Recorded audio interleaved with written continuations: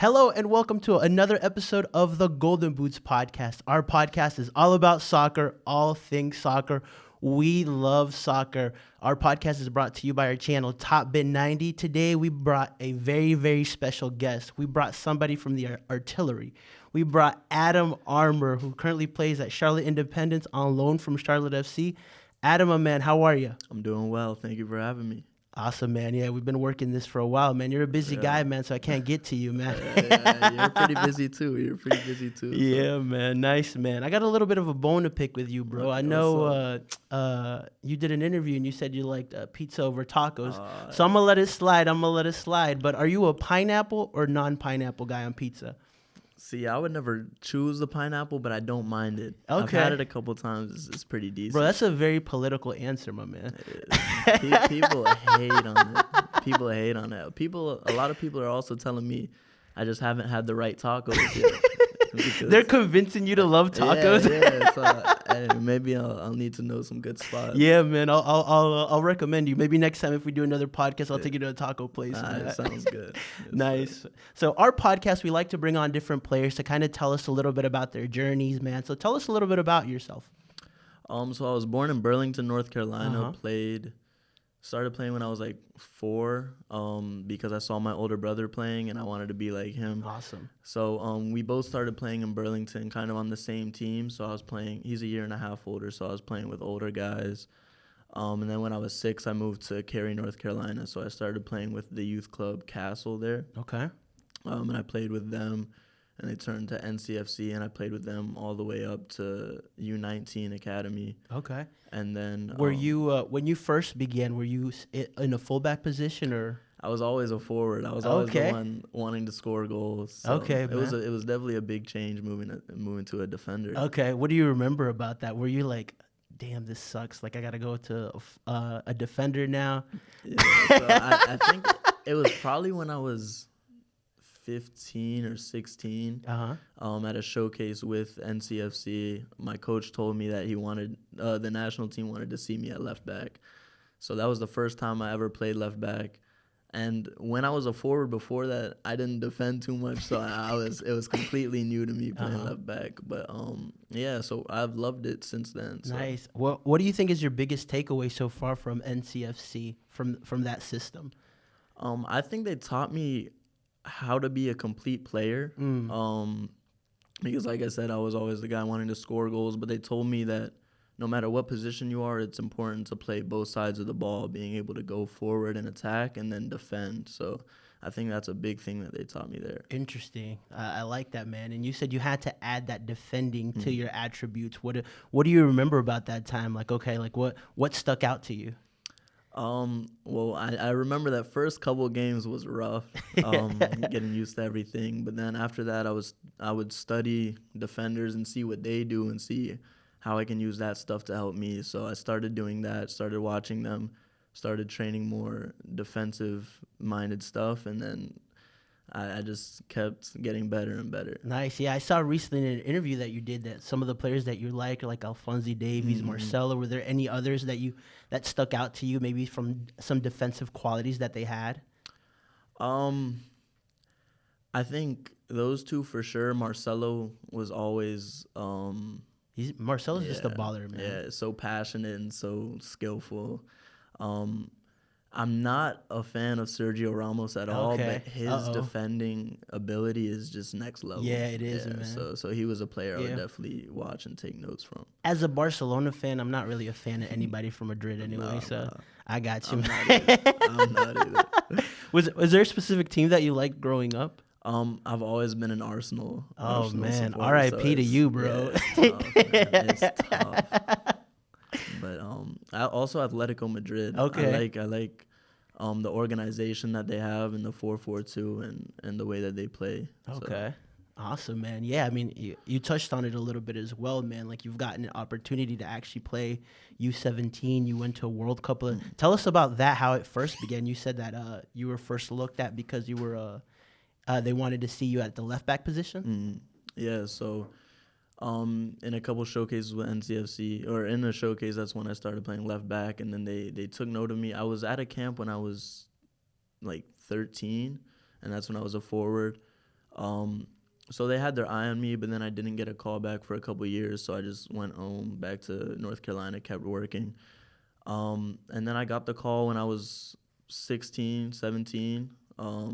Did well at a couple camps, and then got the call for World Cup, and It was an insane experience. Tell us about that, man. What is it like representing your country at the youth level, man? I mean, because very few people get an opportunity to do that. Like, I mean, like, you've got your country's colors on, you're singing the national anthem.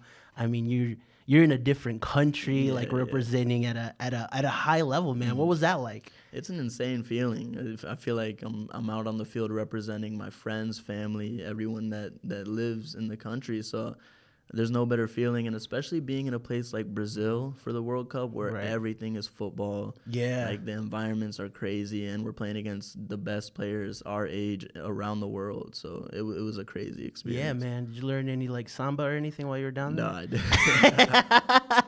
didn't. You got any dance skills at all, or? I do. Okay, I do. all right. Yeah. Keeping them low key, I see. Yeah. Maybe not the samba, but some other.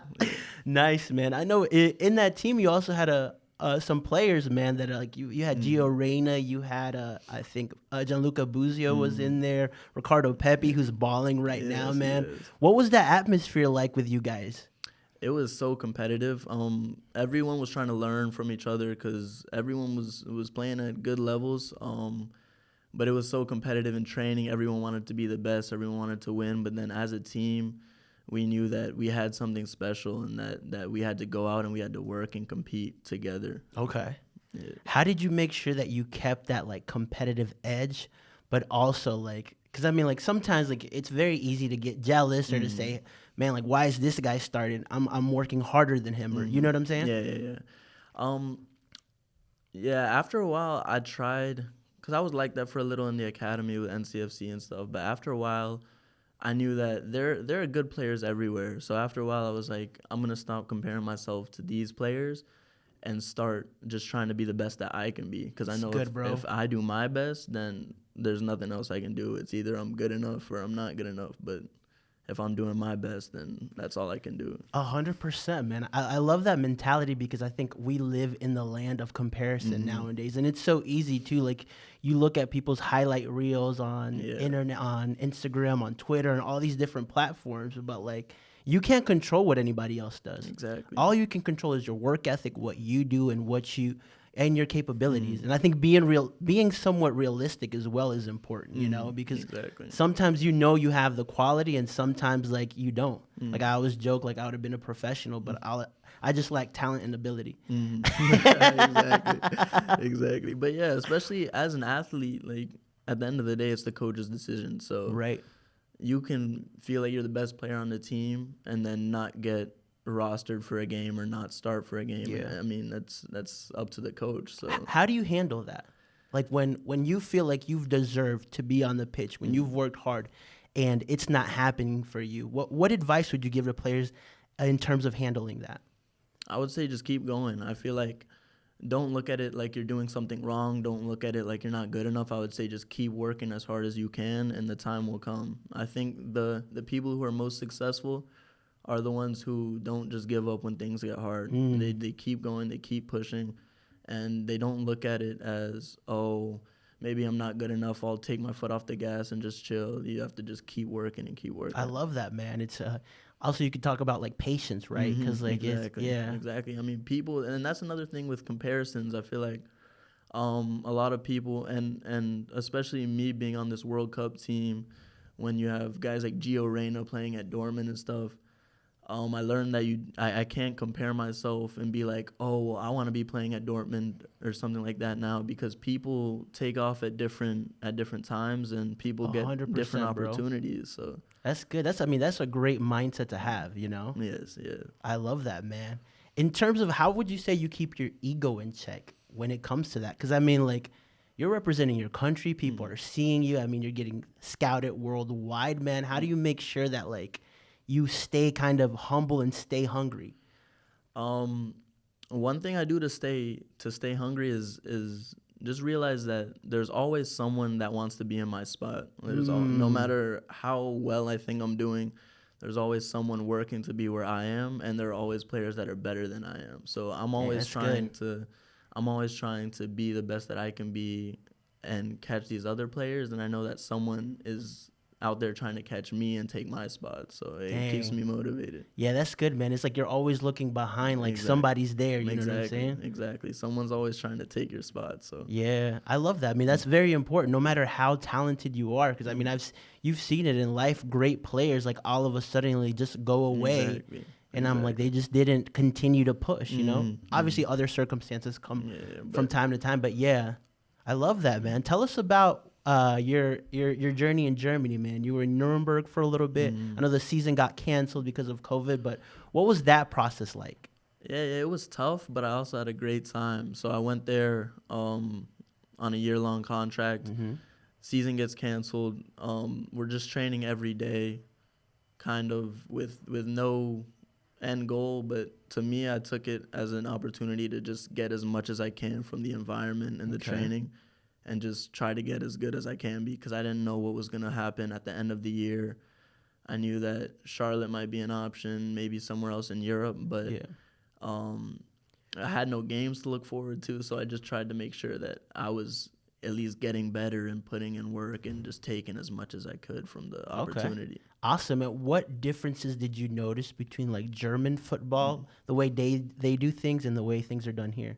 I think, first of all, German football is very structured. Like, the coach will give the players exactly what they're looking for in each position and what they expect. And I think in training especially, I noticed that the main difference was the intensity. Like, every day in training, dudes are gunning for your spot. Dudes are killing each other in training. Like, it's crazy. So I think that was definitely the main difference. Okay, awesome, man. Did you learn any German in your time there? Yeah, so the club actually gave me a German teacher. So I learned a little bit. It's tough, though, because everyone there speaks English. Like, all the dudes on the team and the coaches were speaking English to me, so wasn't that motivated to learn German, but I still learned a good amount. You knew how to get by, right? I guess. Yeah, I did. Nice. And were you there with a lot of other international players too? No, especially the team that I was on in Nuremberg was mostly Germans. Like, I was cool with one guy from Czech Republic. Okay. There was one Canadian guy, so that was good. But other than that, it was all Germans and stuff like that. Did any like German kids, because I know when you go to other countries, they ask you about your country, like, oh, what's America like, you know? You know what I realized? Like, a lot of these European guys love America, or like love because they see the movies and all of that. And they're like, oh, America's crazy, parties, all this. Like, so yeah, they asked me all about the culture and what we do, like how college is and stuff like that. Yeah. So, yeah. Which is hilarious, because I mean, like, I guess we have the same perspective too when we look at France or others. Like, oh, what's Paris like? But you never know. Some people are like from small cities. You know, like I went to NC State. I remember like asking people that were from small cities like what they did for fun, and they're like, we just went to Walmart on a Friday and hung out. I was like, what? Exactly. Americans. Imagine you telling that to like somebody in Germany. They're like, what is a Walmart? Exactly. And why were you at your car? Exactly, man. Nice, man. Awesome. Now tell us a little bit about then from Nuremberg to Charlotte FC, man. How'd that happen? So actually before I signed to Germany, I had some talks with Charlotte FC. Okay. And then I found out that they were postponing their start a year. So I wanted to try in Germany. Okay. And we still kept in contact. So when I came back from Germany, they wanted to see a little bit of me. So I tried to kind of allow them to see me play. Okay. Stuff like that. So I came to Independence for a week and trained. And had some of the Charlotte FC coaches watching. And yeah, we were just in talks after that, and they ended up giving me a contract, and I was like, awesome, man. Of course. How exciting is it that, man, you're going to be part of an inaugural team? Like, I mean, like, you're going to be part of history, and you're a local boy, man. You're from North Carolina. Yeah, it's insane, because I feel like I am part of the group that gets to start the club off on the right foot, and set the example of what the club's going to be like, kind of. I love that, make man. the identity. Yeah, and exactly. Especially being in my home state with friends and family that I've grown up with, there's no better feeling. It's amazing, man. Yeah. Tell us about Independence right now, man. I know you're on loan there. You guys are having a great season. You're either second or third right now. I mean, you guys have some quality players, man. Us watching, I mean, I've been to most games. I mean, you guys got quality to potentially go all the way, man. Tell us about your season so far. Yeah, it's been great. Since I've been here, there have been tons of players willing to help and give pointers, and there have been players that have been in the USL, MLS, and even some of the best clubs in Europe for a long time. So 100%. I've kind of been picking their brains and seeing what to expect from the MLS and the USL. Yeah. And you know, it's just it's a group of great guys. We've gotten really close over the last couple months. That's awesome. You guys are partying in that locker room all the time, bro. Exactly. I feel like that definitely adds to the success. Of course, man. Yeah. I like that, man. I really love what you said there, that you actually take time to go around and pick people's brains.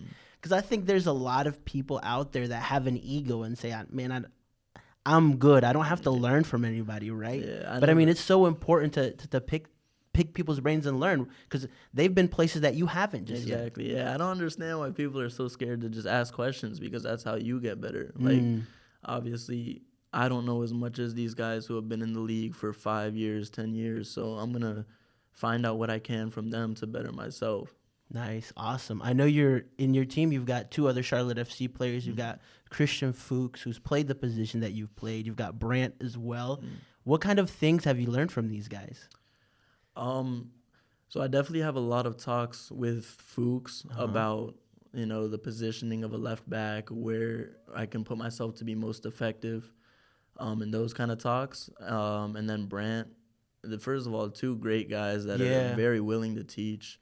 I've had a lot of talks with Brandt about like the mentality it takes and what to expect. But yeah, different things from each of them, but definitely things that will help me for this year and next year and the years to come. I love that, man. I love that. That's good stuff, man. What would you say so far are like your keys for a player to actually make it pro? So I feel like from a young age, definitely to study the game, study the players in your position, study the players that have qualities that you like. And then I would say work as hard as you can and enjoy it. I feel like you can't really make it big if you don't enjoy it. And I realized that personally, when I started to enjoy the game as much as I could, I would start to enjoy getting better, like on my own, and seeing the progress. So what kind of differences did you notice that? Because, I mean, that's very key, man, because I think sometimes we get into, like, this hard workhorse mentality that you need it, but you also need to enjoy it as well. That's why, like, I think, like, people like Cristiano Ronaldo, like, as hard as he goes, I think a part of him loves that and enjoys knowing that nobody can touch his diet and nobody can touch how hard you work, while other people try to emulate that. And that necessarily doesn't have to be you, because if you're not happy, then it doesn't matter what you're doing, right? Exactly. And I feel like I've always been one that feels like I play my best on the field when I'm enjoying it, having fun, having a laugh. But I feel like there is a big difference between just going out there and working hard and working because it feels like a job and it feels like you need to, and going out and working because you're enjoying it and you want to get better and you love seeing the progress. Do you remember when you noticed that? Yeah, I mean, I noticed it from probably like 16, 17, playing with North Carolina FC, and I was training with the first team, the men's team, and just seeing how the other guys were, and I was like, I knew a little before them, but I was like, I really want to be a professional, and I'm really enjoying the lifestyle that these guys are living and stuff. So I was like, I wanted to do every single thing I could to make sure that I could be a professional, and I was loving every second. I love that, man, enjoying. But also a part I want to touch on is because, I mean, people see the lifestyle, see, okay, like Adam's playing, like, oh, he's a part of the new MLS team, but like people don't understand the decisions that have to come to get to those levels, the professionalism that you have to have, man. Talk to us a little bit about that. Maybe about some of the decisions that you've made that have panned out so far. It's tough. Especially in this profession, there are a lot of hard decisions you have to make. Like, for example, even after I left Germany, went on trial with Independence, I was in Scotland, about to go on a trial with Hibernian, a club there, and I get a call saying that Charlotte FC want to offer me a contract. So I then had to make the decision, do I come home now and say, forget this trial, I want to sign for Charlotte FC, or do I want to tell Charlotte FC that we have to wait, possibly ruin this offer and stay in Scotland to trial? So I ended up leaving, signing for Charlotte FC and coming back home. But yeah, it's full of tough decisions. I had to. Yeah, it makes you grow up quicker, doesn't it? It does. Even when I was 17, before I went to Germany, making the decision to go to Europe to play or to go to Duke and get my education. Yeah. And it's, you never know what the right choice is until after the fact. But yeah, I feel like whatever you choose, you just have to go fully for it and just make the most of it. That's really good, man. It's kind of like not looking back, right? Like, like I can either go this route or this route. But the problem I think sometimes people have is like when they make a decision, they kind of like, oh, I wonder what the other one was like.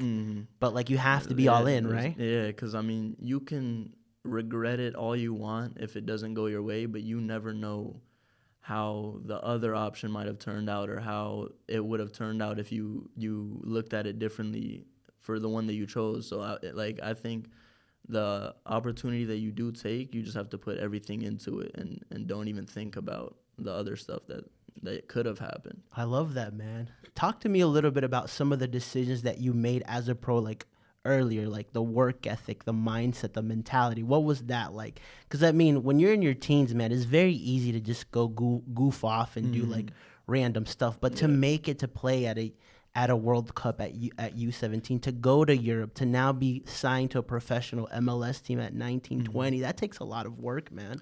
Yeah, I think I definitely found out sometimes the hard way about the mentality piece. I feel like when I was younger in NCFC's academy, I was definitely that type of player to be goofing off. and I would work hard and stuff, but I would kind of distract others and just goof off in training and stuff. But I'm going to be watching out for that next season, bro.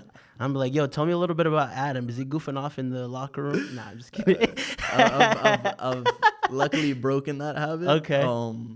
I know when to be serious and when to goof around. But I feel like definitely going to the national team and training with the pro team at NCFC definitely helped me realize, like, these guys at the higher level aren't doing that kind of stuff, and they're taking it more seriously when they need to. So I learned from them and learned from just observing players that I was looking up to. So I definitely learned a lot from those experiences. I love that, man. I think one of the guys that I see that displays that the best is like Christian Fuchs. Like when I talk to him, he takes playing at Independence as serious as he would when he was playing at Leicester, fighting for a Premier League. Like to me, that man, that lets you know why he hit the levels that he did, you know? Exactly. And the thing is, like, it doesn't mean you have to be serious 24/7. Like Fuchs, for example, as you know, he's a goofy guy, but I noticed from the first day he was here, he's a real competitor. Like, we'll be playing 5 against 5 in training, and he will hate to lose.